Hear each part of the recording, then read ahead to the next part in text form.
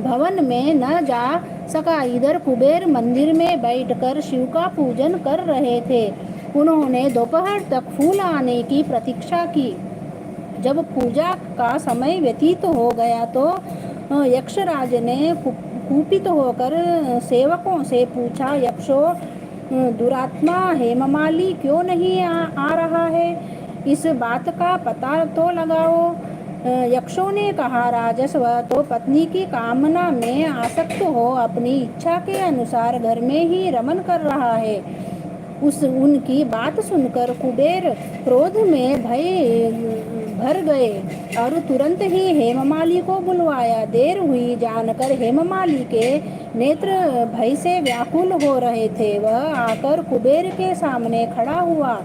उसे देखकर कुबेर की आंखें क्रोध से लाल हो गई। वे बोले, ओ पापी, ओ दुष्ट, ओ दुराचारी, तूने भगवान की अवहेलना की है। अतः क्रोध से युक्त और अपनी उस प्रियतमा से वियुक्त होकर इस स्थान से भ्रष्ट होकर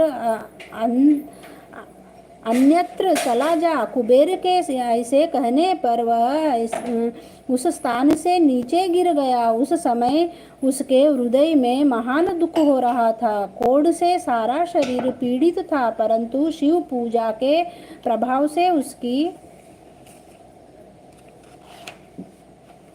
स्मरण शक्ति लुप्त नहीं होती थी। पातक से दबा होने पर भी वह अपने पूर्व कर्म को याद रखता था। तदनंतर इधर उधर घूमता हुआ वह पर्वतों में श्रेष्ठ मेरुगिरी के शिखर पर गया। वहां से उसे तपस्या के पूज्य मुनिवर मार्कंडेय जी का दर्शन हुआ। पाप कर्म यक्ष ने दूसरे ही मुनि के चरणों में प्रणाम किया। मुनिवर मार्कंडेय ने उसे भय से कांपते हुए परोपकारी इच्छा से निकट बुलाकर कहा, तुझे कोढ़ के योनि ने कैसे दबा लिया? तू क्यों इतना अधिक निंदनीय जान पड़ता है?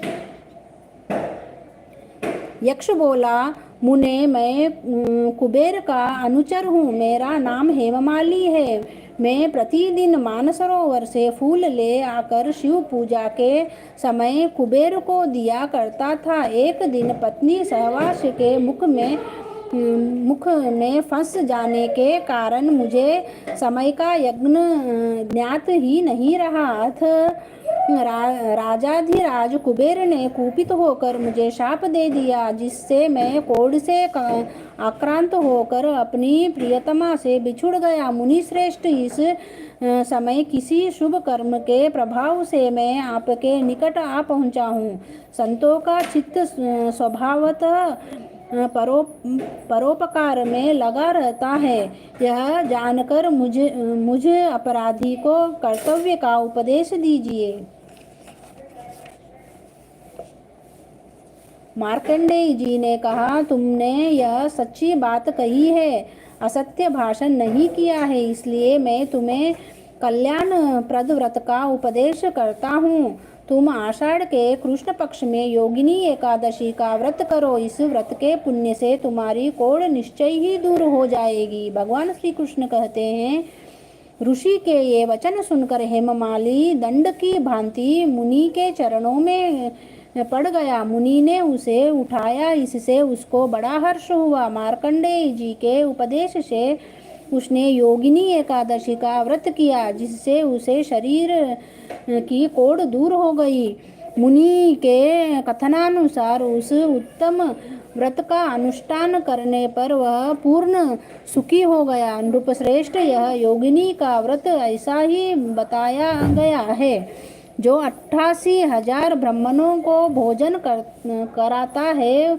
उसके समान ही फल उस मनुष्य को भी मिलता है जो योगिनी एकादशी का व्रत करता है। योगिनी महान पापों को शांत करने वाली और महान पुण्य फल देने वाली है। इसके पढ़ने और सुनने से मनुष्य सब पापों से मुक्त हो जाता है। बोलो श्री कृष्ण भगवान की जय। यह योगिनी एकादशी का महात्म था जो आपने सुना है। अगली होगी आषाढ़ी एकादशी का महात्म। जय श्री कृष्ण।